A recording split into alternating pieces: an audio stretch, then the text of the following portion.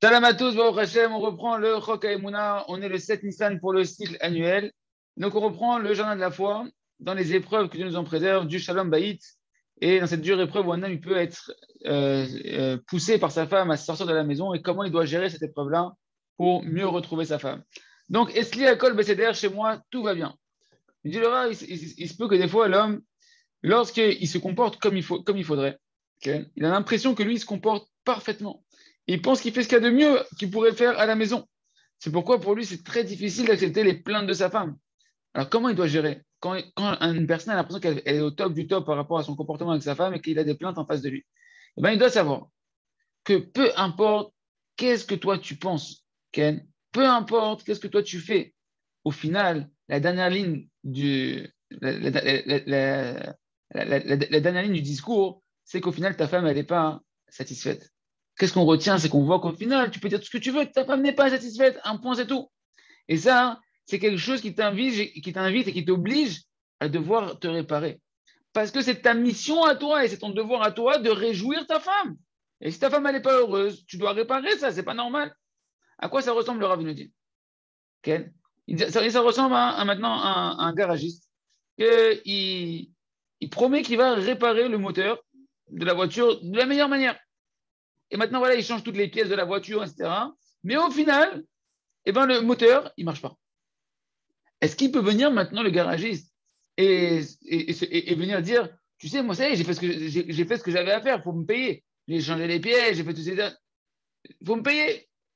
Mais attends, je ne comprends pas. La réalité, elle montre que tu n'as pas réparé le moteur. Que c'est comme quand on dit dans la médecine, l'opération a réussi, mais le malade, il est mort. De quoi tu me parles ici? C'est la même chose. Et ben, l'homme, les amis, c'est pareil avec sa femme. Un homme, il doit savoir que Kadosh Baruch Hu, il dirige son monde avec une providence parfaite. Il n'y a pas d'injustice. Et si ta femme, elle n'est pas satisfaite, c'est une certitude que tu as quelque chose à devoir réparer. Et tu ne peux pas venir culpabiliser ta femme en disant, ouais, elle est tout le temps insatisfaite, moi je peux rien y faire, etc. Pas du tout. Et si même tu veux maintenant la culpabiliser, ta femme, alors ça ne va pas réparer le problème.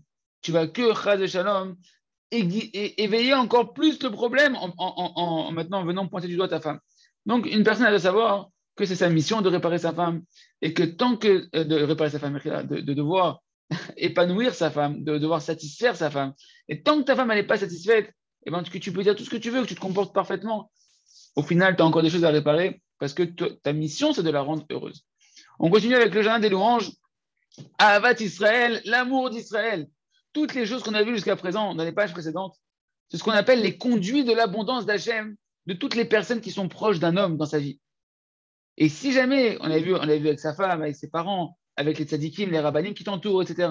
Ce sont les canaux d'abondance de la bracha qu'Hachem a mis pour t'amener la bracha. Si maintenant, tu as une rigueur, tu as une akpada, c'est-à-dire que tu vas porter de la rigueur, une quelconque rigueur envers un des canaux spirituels qu'Hachem a mis pour ton abondance, eh ben, tu es en train de tout te fermer comme bracha. Et donc, un âne, il peut voir ça qu'au final, c'est quoi que la bracha se ferme? Tu sens que tu n'as plus de joie, tu sens que tu n'as plus le goût à la vie, tu sens que tout est fermé. Pourquoi? Parce que tu en veux soit à ton rab, tu en veux à tes parents, ou tu en veux à ta femme, ou bien dans l'autre sens. Donc là, ça c'était les principaux canaux d'abondance qu'on avait vus précédemment, par lesquels un homme reçoit sa bracha. Il y a d'autres canaux d'abondance qui sont plus généraux, qui sont en fait en relation avec tout le peuple d'Israël. Pourquoi? Parce que, écoutez bien ça, quelle importance de s'aimer les uns les autres et d'être unis les uns aux autres. Parce que chaque juif, en réalité, sa neshama, c'est un canal par lequel descend de l'abondance dans le monde et pour tout l'âme Israël dont toi tu fais partie. Et tout le âme Israël, on est un peuple qui fait un. On est une seule âme et un seul corps. Tout le âme Israël, c'est ensemble une âme et un seul corps. C'est pourquoi lorsqu'il y a des rigueurs, lorsqu'il y a de la haine entre les individus, des gens qui s'en veuillent, qu'il y a de la rancune, des sentiments de vengeance, etc., sur un juif, ne serait-ce que dans le monde, alors tu es en train de te fermer le canal d'abondance de la neshama de ce juif-là. Et ça, Rabbi Nachman de Breslev, il nous le dit clairement dans le Sichot Haran, numéro 91. On l'a déjà vu ensemble à Ouman et dans d'autres shiurim, mais on le revoit ici dans le Jardin des louanges. Il dit Rabbi Nachman de Breslev dans Sichot Haran, celui qui veut avoir une ségoula, pour avoir de la régularité dans l'étude de la Torah, d'être enflammé constamment de vouloir étudier la Torah et d'être régulier dans ton étude, tu dois faire attention de ne jamais dire du Lachon Hara sur aucun juif du Ham Israël. Parce que de la même manière que la mariée, elle est belle, que lorsqu'elle est belle aux yeux de son mari, alors l'amour du mari, il est parfait pour la mariée. Mais lorsque la mariée, elle a un défaut qui saute aux yeux du mari, un petit manque qui apparaît aux yeux du mari, alors c'est sûr qu'à ce moment-là, le mari, son amour, il est plus parfait. Et bien, c'est pareil pour la Torah. La Torah, elle est appelée la mariée du Ham Israël. Comme c'est marqué dans Devarim, Torah, Tziva, Lanu, Moshe, Moracha. Et la Torah qu'il nous a ordonné et que Moshe nous a donné en héritage. Les Ramim, ils ont dit dans ma Sechet Brachot et dans ma Sechet Sachim, ne dis pas Moracha, un héritage, et là, Meorasa, une fiancée. Pour dire que la Torah, elle est la fiancée de chacun d'entre nous du Ham Israël. Et donc, et la Torah en elle-même, de savoir de quoi elle est composée, nous dire, ah ben non, chacun du Ham Israël, chaque âme du Ham Israël, il a une lettre de la Torah qui lui est propre à sa Neshama. Parce qu'il y a 600 000 lettres de la Torah, on regarde les 600 000 âmes du Ham Israël. Et lorsque maintenant, chas v'shalom, on trouve un manque, un défaut dans un du Ham Israël, ne serait-ce qu'un juif, tu lui trouves du défaut et tu lui parles sur lui, que Dieu nous en préserve. Il se trouve que tu as trouvé quoi? Un défaut dans une des 600 000 lettres de la Torah. Dans une des 600 000 lettres de la Torah, qui sont la racine, ces lettres de la Torah, des âmes du Ham Israël. Alors à ce moment-là, c'est automatique que tu ne peux plus aimer la Torah parfaitement. Parce que, comme on l'a dit, la mariée, quand tu vois un défaut, eh ben, l'amour pour la mariée, elle est plus parfait. Par contre, si tu fais attention de ne jamais sortir une mauvaise parole sur un juif, de ne pas trouver, ne serait-ce que dans ton cœur, avec tes yeux, aucun défaut dans aucun juif, et que tu travailles ça, moi je veux voir les juifs, je vais les voir parfaits. À ce moment-là, eh ben, la Torah n'a plus aucun défaut, puisque la Torah, c'est les lettres qui la constituent, c'est les âmes du Ham Israël. Vu que tu ne vois aucun défaut dans aucune âme du Ham Israël, donc tu ne vois plus aucun défaut dans aucune lettre de la Torah. Et à ce moment-là, on dirait Rabbi Nachman, bah, comme la mariée, quand elle n'a pas de défaut, l'amour, il est parfait du mari envers la mariée, et ben, tu vas te mettre toi aussi à aimer la Torah parfaitement. Et à ce moment-là, vu que tu vas avoir un amour intense et parfait pour la Torah, et ben, automatiquement, tu vas constamment avoir envie de t'unir avec elle, de l'étudier, et tu vas avoir de la régularité dans l'étude de la Torah, tellement tu vas l'aimer, parce que tu n'y vois aucun défaut, parce que tu ne vois aucun défaut dans aucune âme juive qui constitue la Torah en elle-même. Il dit Rabbi Nachman, c'est ça le sens du Teidim numéro 19. Torah Hashem Temima. La Torah d'Hachem, elle est parfaite. C'est quoi la Torah d'Hachem, elle est parfaite? Lorsque la Torah d'Hachem, elle est parfaite et qu'elle n'a aucun défaut, aucun manque, c'est-à-dire quoi que la Torah, elle est parfaite, qu'elle n'a aucun défaut, que toi, tu fais attention de dire aucun Lachon Hara, de trouver aucun manque dans aucun juif, dans aucune lettre de la Torah que représente chaque juif, alors à ce moment-là, la Torah, elle est parfaite à tes yeux. Elle n'a aucun manque à tes yeux. Et à ce moment-là, c'est la suite de la chanson. Torah Hashem temima, Torah meshivat nafesh. Elle peut ramener, apaiser ton âme. La Torah, elle va apaiser ton âme. La Torah, tu vas sentir l'amour de la Torah. Et à ce moment-là, tu vas mériter l'amour de la Torah. Tu vas ressentir la douceur dans la Torah. Le miel qui se cache dans les lettres de la Torah, qui va apaiser ton âme, qui va réconforter ton âme du fait qu'elle n'a aucun défaut. Et à ce moment-là, tu vas mériter automatiquement la régularité dans l'étude de la Torah. Fin de citation du Sichot Haran. Tout ça, les amis, on ne parle ici, bien évidemment, on a vu que de l'abondance spirituelle de la Torah, qui passe par les âmes de chacun du Ham Israël, que c'est une certitude que cette abondance-là, elle se ferme lorsqu'un homme, il commence à se déconnecter d'un juif du monde, ne serait-ce qu'un seul juif, parce que tu lui en veux, parce que tu lui trouves des défauts, etc. Et il dit, le Rav, sache qu'en fonction de l'abondance spirituelle, comme ça va être attirée l'abondance matérielle d'un homme. Et lorsque tu fermes un canal spirituel, ça ferme automatiquement un canal matériel pour toi. Parce que tu as fermé un canal spirituel d'un juif en voyant des défauts en lui, et ben, par ce canal spirituel de ce juif-là que tu avais avec lui, tu avais aussi une abondance matérielle qui aurait dû couler pour toi. C'est pourquoi un homme, il doit faire attention de remercier tous les jours à Kadosh Baruch Hu, de louer à Kadosh Baruch Hu pour tous les juifs qui sont sur terre, d'aimer chaque juif, chaque Yehudi, sans aucune exception. Et si, Chaz Shalom, tu vois que tu as de la colère, que tu as de la rigueur, que tu as de la rancune, tu as un détachement avec un juif, eh ben, tu dois faire un travail de te repentir, un travail de émouna, un travail de foi, comme Rabbi Nachman l'a expliqué au-dessus, et de pouvoir chercher à remercier Akadosh Baruch Hu. Mechila, on fait juste quelque chose. Ouais. Et de pouvoir remercier Akadosh Baruch Hu sur les souffrances que tu peux avoir avec un tel ou une telle, cette personne du Ham Israël avec qui tu as des différents. Pourquoi tu l'es détaché d'elle? Parce qu'il y a eu des souffrances qui sont passées par elle. Et bien là-bas, tu dois remercier sur ces souffrances-là, avoir la foi que les souffrances que tu as avec telle personne, que ce soit ta femme, que ce soit ton père, ta mère, que ce soit un rabbin, que ce soit un tzaddik, que ce soit un juif, un ami de la communauté, peu importe, tu as des souffrances qui passent par lui, tu dois avoir la foi qu'elles viennent d'Hachem Barar, ces souffrances-là, qu'elles sont pour ton bien. Et cet homme-là, Ken, tu dois savoir que c'est juste qu'Hachem, il a choisi de passer par lui pour t'envoyer une souffrance que Hachem, il voulait t'envoyer pour te faire faire tes chouvas. Te rappeler, comme on a dit toujours cette image-là, que cet homme-là, il n'a été qu'un bâton entre les mains d'Hachem, et que c'est Hachem qui active le bâton. Et donc, tu dois faire tes chouvas. Tu dois annuler la colère qui est dans ton cœur. Tu dois prier pour annuler toute rancœur et toute rigueur que tu peux avoir contre la personne, contre aucun juif du monde entier. Jusqu'à ce que ton cœur redevienne pur, complètement blanchi et pur, rempli d'amour pour chaque âme d'Am Israël. Et à ce moment-là, tu es connecté à toutes les âmes d'Am Israël qui sont des canaux d'abondance. Et la bracha, elle peut venir sur un homme d'autant plus intensément qui va être lié par l'amour envers chaque neshama d'Am Israël, quand chacun envers sa femme, ses parents et les rabbanim et les tzadikim. On continue avec le livre à travers champs et forêts pour faire notre droit d'une bonne écoute. Merci à Hachem.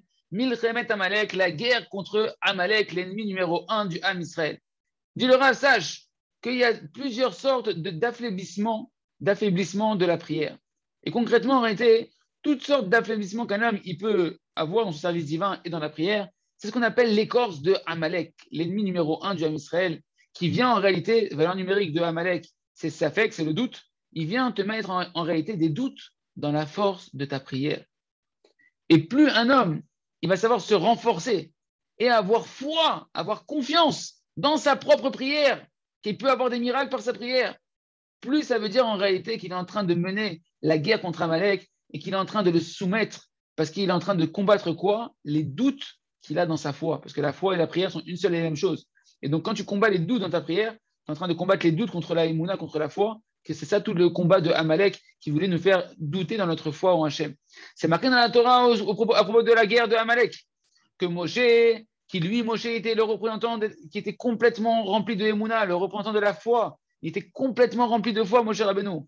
Il pouvait, Moshe, Ken, se tenir en prière et avoir les mains dressées vers Akadosh Baruch Hu pendant les combats contre Amalek. Et tant que Moshe, il se tenait en prière, avec le symbole de la foi, les mains tenues vers le ciel, en Emouna, vers Akadosh Baruch Hu, en prière. Alors, tant qu'il avait les mains tendues vers le ciel, eh ben, le Ham Israël, il gagnait Amalek. Il se renforçait et eux-mêmes, ils arrivaient à combattre Amalek. Mais quand Chad Shalom Moshe, il descendait ses mains, alors immédiatement, c'est Amalek qui prenait le dessus dans la guerre entre le Ham Israël et Amalek. Et Chazal, nos sages de Marbani, ils nous ont expliqué que c'est quoi, lorsque Moshe, il se tenait Vitfila, eh ben, qu'est-ce qui se passait? Quand Moshe avait les mains tendues en prière, qu'est-ce qui se passait? Quand il avait les mains tendues vers le ciel en prière, qu'est-ce qui se passait? Immédiatement, Israël, eux-mêmes, ils voyaient les mains de Moshe se lever et ils levaient eux aussi leurs yeux vers Akadosh Baruch Hu, vers le ciel. Et à ce moment-là, ça leur renforçait leur émouna et ils arrivaient à vaincre les doutes qu'il y avait que Amalek voulait leur mettre à l'intérieur d'eux. Mais dès qu'ils arrêtaient un tout petit peu le Ham Israël, un tout petit peu, dès qu'Israël, ils arrêtaient un petit peu de lever leurs yeux vers Akadosh Baruch Hu, c'est-à-dire qu'ils s'affaiblissaient dans leur émouna, et bien immédiatement, c'est Amalek qui prenait le dessus. Et les armées de Amalek qui se renforçaient sur le Ham Israël. Donc qu'est-ce qu'on apprend ici? On voit que Moshe, que lui c'est le tzaddik, qui représente le tzaddik, c'est lui qui a la force de pouvoir attirer et attiser les cœurs de tout le Ham Israël vers la foi, vers la émouna, vers la prière. Et ainsi, avec la foi et la prière, pouvoir vaincre Amalek. Et nous, on doit savoir que tant qu'en réalité, eh ben, s'il y a sur nous, que Dieu nous en préserve, des détresses, des choses difficiles que le Ham Israël il peut traverser, c'est ce qu'on appelle que Amalek, eh ben, il nous domine. Mais si le Ham Israël, parce que si le Ham Israël, on était véritablement attachés à la prière, on était véritablement attachés dans notre foi, il n'y aurait aucun malheur dans le Ham Israël. C'est pourquoi tous les yeux du Ham Israël, ils doivent être en perpétuelle élévation vers Hachem. On doit constamment, tout le Ham Israël, lever nos yeux vers Akadosh Baruch Hu pour espérer, par notre émouna, être sauvé de toutes les souffrances terribles de nombreux ennemis qui nous entourent à l'extérieur et même des fois à l'intérieur. Et chacun du Ham Israël, il doit individuellement avoir les yeux en permanence tournés en prière vers Akadosh Baruch Hu constamment. Et ainsi, on pourra être sauvé de toutes les détresses qui nous entourent. Et alors, même si tu es dans une situation où tu as l'impression que d'après la nature, il n'y a pas de solution naturelle à mon problème, tu dois justement là-bas te renforcer en ta émouna. Avoir foi que par la prière, eh ben, la prière, c'est la solution à tous tes problèmes, c'est Hachem. Et comme ça, un homme, il doit prendre la force d'aller faire son ordre des doutes. Savoir que toutes les sortes de Amalek, toutes les sortes de combats que tu as amenés dans ta vie, comme l'a dit Rabbi Nachman, eh ben, l'arme absolue numéro un pour vaincre tous les combats matériels et spirituels de ta vie, dans ta maison et à l'extérieur de ton travail, avec ton mauvais penchant ou avec le monde environnant, eh ben, c'est la prière. C'est Hachem que chacun puisse faire son heure des doutes. On continue avec le livre Le Jardin de la Sagesse, le commentaire sur le compte de Rabbi Nachman, le sage et le simple, Yeridat Adorot, la descente spirituelle des générations. Un homme qui pense qu'il est plus intelligent que ses ancêtres, qu'il est le plus intelligent que ceux qui viennent avant lui dans le temps. Il n'y a pas de plus grande erreur que cela. Parce qu'en réalité, toutes les générations qui nous ont précédés, ils étaient plus proches de la racine de la création, d'Akadosh Baruch Hu. Et donc, ils étaient forcément plus proches de la vérité. Comme c'est marqué dans le Rambam, dans les écrits du Rambam, dans l'introduction au Sefer Yad HaChazaka, où il explique là-bas que les premières générations, ils ont vu Hachem les yeux dans les yeux. Et petit à petit, après cette rencontre avec Akadosh Baruch Hu, eh ben, les générations se sont éloignées jusqu'à ce qu'on est arrivé à de telles erreurs, de tels mauvais raisonnements qui a amené jusqu'à ce que l'âme Israël a pu tomber, que Dieu nous en préserve dans l'idolâtrie. C'est pourquoi il nous dit Kol Sheken, à plus forte raison que les générations d'après qui se sont éloignées énormément de la racine, du point initial de la création du monde, jusqu'à ce que même les Amoraïm, ceux qui ont écrit la Gemara, ils ont dit Im Rishonim Bnei Melachim. Donc, à l'époque de la Gemara, les sages de l'époque de la Gemara, ils ont dit si ceux qui étaient avant nous, ils étaient du niveau des anges, alors nous, on est du niveau des hommes. Si ceux qui étaient avant nous, tu veux dire qu'ils étaient du niveau des hommes, alors nous, on parle des Amoraïm, des tzadikim de la Gemara. Si eux, avant nous, ils étaient comme des hommes, alors nous, on est comme des ânes. Et on n'est même pas des ânes comme l'âne de Rabbi Chaina ben Dosa et de Rabbi Pinchas ben Yair. Mais on est parce que c'est des ânes qui avaient des niveaux spirituels extraordinaires. Il dit, on n'est même pas à ce niveau-là. Nous, on serait que des ânes normaux. C'est marqué dans ma Masechet Shabbat, page 112. Qu'est-ce qu'on voit en réalité? On voit que nos sages de l'époque de la Gemara, comment ils voyaient les générations d'avant. Ils avaient une vision complètement inversée de ce qu'on trouve en général aujourd'hui. Au contraire, ils donnaient de la valeur extraordinaire à leurs ancêtres, à ceux qui les ont précédés, parce qu'ils savaient que toutes les générations, en réalité, elles ne font que descendre de niveau dans la dimension de la descente des générations. Et nous, on doit dire, si, par rapport à la Gemara qu'on vient de citer, si les sages de la Gemara, que le plus petit des sages de la Gemara, ils pouvaient faire revivre les morts, ils se considéraient eux-mêmes comme des ânes par rapport aux tzadikim de la génération d'avant, et même pas comme l'âne de Rabbi Pinchas ben Yair, mais Stam, ils se considéraient comme des ânes standards. Qu'est-ce que nous, on va dire sur nous? Si eux se considéraient comme des ânes, où est-ce qu'on est, nous? Quel niveau on a par rapport aux tzadikim du temps de la Gemara? Et ce qu'il a dit, Shlomo Ameler, sauf que dans Shir HaShirim, qu'on va dire ce soir, qu'est-ce qu'il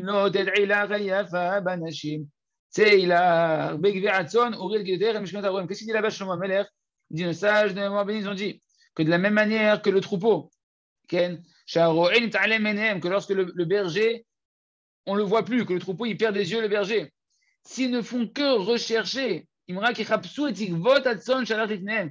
vont que maintenant juste rechercher les pas, les traces de pas du troupeau qui marchait devant eux, et qui vont aller derrière ces traces-là, alors c'est sûr qu'ils ne vont pas se tromper et qu'ils vont retrouver le chemin de la sûreté. Et qu'est-ce que ça veut dire pour nous? De la même manière, lorsque l'âme Israël il voit qu'il n'a plus de dirigeant, il n'arrive plus à pointer du doigt un dirigeant, un berger, que nous on est le troupeau d'Hachem, on voit qu'on n'arrive plus à trouver un berger, on a perdu des yeux le berger, on ne sait plus c'est qui le berger, il est où le berger véritable. Et bien chacun, il doit aller dans les traces de ceux qui ont précédé devant lui, du troupeau qui a marché avant lui, c'est les générations d'avant, ses ancêtres, les ancêtres de ses ancêtres.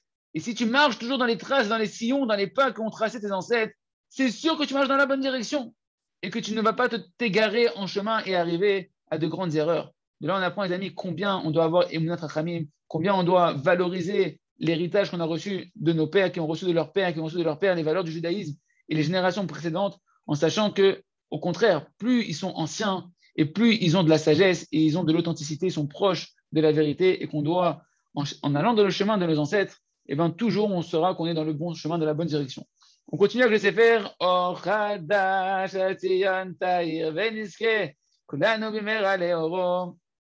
Donc pour nous, Azorli et Kabel, aide-moi Hachem à recevoir. Qu'est-ce que ça veut dire, aide-moi Hachem à recevoir? Le Rav nous dit, l'essentiel pour nous, c'est que pour recevoir l'abondance spirituelle que le Kadosh Baruch Hu veut nous donner, c'est-à-dire la réussite spirituelle de préserver ses yeux, de pouvoir étudier plus la Torah, de se contrôler dans sa colère, etc., etc., etc. Pour recevoir l'abondance spirituelle qu'Hachem, il veut nous donner, il veut nous la donner, eh bien, il faut que tu aies les mains pour recevoir, le réceptacle. Et c'est quoi ces mains pour recevoir l'abondance qu'Hachem, il veut te donner? C'est quoi ce réceptacle pour recevoir ce qu'Hachem veut te donner? Eh bien, c'est ta volonté, la perfection de ta volonté. Plus ta volonté elle va être parfaite, et plus tu vas avoir les mains pour recevoir l'abondance qu'Hachem veut te donner. Mais d'où tu vas recevoir ces mains-là? D'où tu vas recevoir cette volonté qui sont les mains de pouvoir recevoir? D'où tu construis ta volonté? On a expliqué que Hachem, il peut tout. Et que Kadosh Baruch Hu, il peut te donner même les mains en elles-mêmes. C'est-à-dire quoi? Il peut t'offrir de renforcer ta volonté, Hachem. Ça veut dire quoi? Ça veut dire que toi, tu dois demander à Kadosh Baruch Hu dans ta prière, Hachem, donne-moi les mains, le réceptacle pour recevoir ce que tu veux me donner. C'est-à-dire quoi? Tu dois prier sur la volonté, comme il disait l'autre, l'envie d'avoir envie. Tu dois demander à Kadosh Baruch Hu, Hachem, je veux avoir une volonté parfaite de te servir. Enflamme mon cœur de vouloir parfaitement fermer mes yeux. Enflamme mon cœur de vouloir parfaitement être calme à la maison. Enflamme mon cœur de vouloir être parfaitement être honnête dans mes affaires, etc. Même si la personne sent que sa volonté n'est pas assez forte, tu pries sur la volonté, mon ami, parce que la volonté, c'est ça le kéli pour recevoir la bracha de la spirituelle que je veux t'envoyer. Et ça, on l'apprend de Rabbi Nathan, Beatzmo, dans l'écouté de Philot, dans le Chelek Alev, dans la Torah, dans la Tfila numéro 19. Voilà comment prie Rabbi Nathan. Maître du monde, toi, dans ta miséricorde, tu nous as donné un tel cadeau aussi beau, qui était entreposé dans tes trésors, qui s'appelle le Shabbat. C'est pourquoi moi je viens devant toi, Ribono Shel Olam, te supplier par ma prière et de te demander devant toi, toi mon Dieu, le Dieu de mes pères, que de la même manière que ta miséricorde, elle a grandi et que ta bonté, elle s'est multipliée, et ben que tu puisses nous donner ce bon cadeau saint qui est devant moi, c'est-à-dire quoi? Que tu puisses nous donner de ta bonté, de déverser sur nous de l'endroit de ta sainteté et de nous aider à recevoir ce cadeau kadosh. Et de quoi il parle ici là-bas, Rabbi Nathan? En réalité, il nous dit, le Rabbi Nathan, il parle là-bas à toi, Hachem, tu nous donnes des cadeaux. Mais le problème, c'est pas que tu nous donnes les cadeaux ou tu ne nous donnes pas les cadeaux. Hachem, il a donné un cadeau qui s'appelle le Shabbat. Mais est-ce que j'ai les kéli, j'ai les mains pour recevoir le Shabbat? L'empêchement, c'est pas que Hachem, il donne ou qu'il donne pas. Hachem, il donne. L'empêchement, c'est que moi, j'ai pas les mains pour recevoir. C'est ça qu'il est en train de dire à Rabbi Nathan. Tu lui as donné un cadeau extraordinaire qui s'appelle le Shabbat. Mais Hachem, donne-moi les mains pour recevoir ce cadeau. J'ai pas les mains pour recevoir ton cadeau. Kadosh Baruch Hu, alors aide-moi à pouvoir avoir les mains de recevoir le cadeau que tu veux me donner. Là-bas, dans la prière, c'est le Shabbat. C'est pourquoi ne pense pas, ne te dis pas à toi que tu dois. Ne te dis pas comment je vais réussir à construire une volonté parfaite. Moi, ma volonté, elle n'est pas parfaite. C'est très difficile pour moi, je ne suis pas à ce niveau-là. Non. Parce que ça, en soi-même, tu le construis par des prières. C'est les plus grandes prières que tu peux faire au moment où tu vas travailler ta volonté. Tu vas demander à Hachem, justement, de renforcer ta volonté. On ne te demande pas d'abord de manière innée une volonté forte et puissante. Mais toi, tu dois travailler cette volonté-là dans la prière, de demander à Hachem qui te donne la volonté, qui sont elles les mains de recevoir le cadeau d'Hachem. C'est pourquoi, lorsque toi, tu vas maintenant consacrer un moment de ta hitbo des doutes à travailler ta volonté sur un sujet spirituel, tu dois commencer ce travail de la volonté, mamash, de travailler cette volonté qu'elle soit parfaite. Ken, tu dois le travailler et commencer avec la Emouna en te rappelant que quoi? La foi que quoi? Combien Hachem il veut te donner. Travaille cette foi avant tout dans ce travail-là. Hachem, aide-moi à la foi que tu veux me donner, que toi tu peux tout me donner, et tu veux me sortir en un seul instant, tu peux me sortir les gamrés du niveau spirituel dans lequel je suis, me faire monter à un niveau beaucoup plus grand. Et lorsque tu vois, seulement que tu verras maintenant que tu es fort dans cette émouna-là que Hachem il veut te donner, qu'Hachem il peut te donner, qu'Hachem il n'a pas de limite pour te donner, à ce moment-là, tu vas dessiner dans ton cœur le danger de la Havera, le danger du mauvais caractère, le danger du mauvais désir pour arriver, une fois que tu as travaillé, avoir une foi parfaite qu'Hachem va te donner, et bien travailler d'avoir une volonté parfaite de recevoir la délivrance qu'Hachem il veut te donner.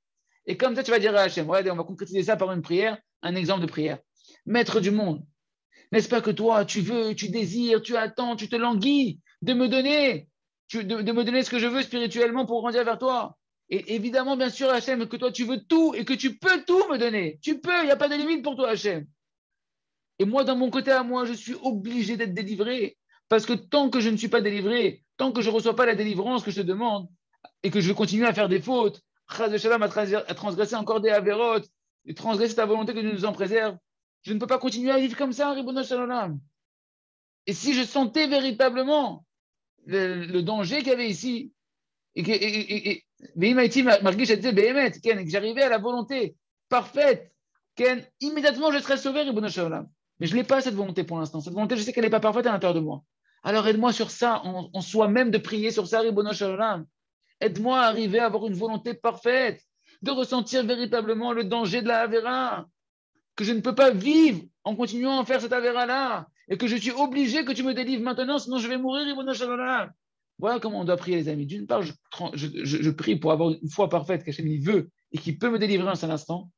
Et d'autre part, si je sens que ma volonté n'est pas assez forte, je prie sur ma volonté, qu'Hachem me donne une volonté forte et puissante de sentir le danger de la Avera, comme si que ma vie elle en dépend, pour que j'ai à la fois la perfection de la volonté et la perfection de la Emouna, qui sont le Keli Shalem pour recevoir la délivrance. Et sur ça, il nous dit le Ram, en soi-même, il faut crier. Crier à Kadosh Baruch Hu dans ta des doutes. Hachem, je veux ressentir le danger spirituel qui se cache dans les lavérotes. Et crier sincèrement. Et ça, tu peux le demander immédiatement, qu'Hachem te donne tout de suite. Parce que c'est une délivrance spirituelle que tu as besoin. Hachem, donne-moi tout de suite de ressentir le danger spirituel dans lequel je suis. Et ça, dans le ciel, comme on l'a expliqué en long et en large dans les pages précédentes, on est obligé de te le donner immédiatement. Parce que tu demandes quelque chose de spirituel. Et sur le spirituel, on sait qu'Hachem, il veut te donner. Et que Kadosh Baruch Hu, il veut te donner cette délivrance spirituelle que tu as besoin immédiatement. Il se trouve donc, qu'est-ce qu'on apprend ici? Que si tu ne sens pas le danger de la Havera, du mauvais trait de caractère, du mauvais désir, alors tu ne peux pas crier. Et tu ne peux pas exiger à Hachem qu'il te délivre immédiatement, parce que tu ne sens pas le danger. Mais alors, qu'est-ce que tu vas faire? Alors, au moins, ce que tu dois faire, c'est que tu peux crier que tu veux ressentir le danger. Hachem, je veux ressentir le danger de la Havera. Et immédiatement, si tu pries sincèrement comme ça, tu pourras ressentir, Hachem, il peut t'offrir de ressentir de nouveau dans ton cœur, d'avoir un cœur de chair qui peut être apeuré de la Havera. Parce que si tu n'arrives pas à ce niveau-là de sentir le danger, alors ta prière ne sera pas répondue immédiatement. Tu n'auras pas une réponse immédiate. Et Chad Shalom, qu'est-ce qui va se passer? Eh ben, tu vas continuer à faire des avérotes. Tu vas continuer encore Chad Shalom, à être dans des mauvais désirs qui vont t'attirer, à enflammer ton cœur dans le mal, etc. Et qui sait où une personne elle peut arriver comme ça? C'est pourquoi à chacun d'entre nous, on doit se renforcer. D'une part, de prier à Hachem, d'avoir la foi qu'Hachem peut nous délivrer spirituellement de nos avérotes, de nos mauvais caractères, immédiatement, et qui peut le faire Hachem. Mais d'autre part, que pour recevoir ce qu'Hachem veut me donner, il me faut les mains. Les mains, c'est la volonté parfaite de vouloir quitter le mal parce que je sens que je suis en danger de vie. Et si je sens que ma volonté n'est pas parfaite, que je ne sens pas le danger, sur ça, je vais prier intensément Hachem. Je veux ressentir le mal, le danger qu'il y a dans le mal. Je veux ressentir le danger qu'il y a dans le mal pour ressentir la nécessité d'être délivré immédiatement et ainsi construire les mains pour recevoir cette délivrance. Chazak, Ven,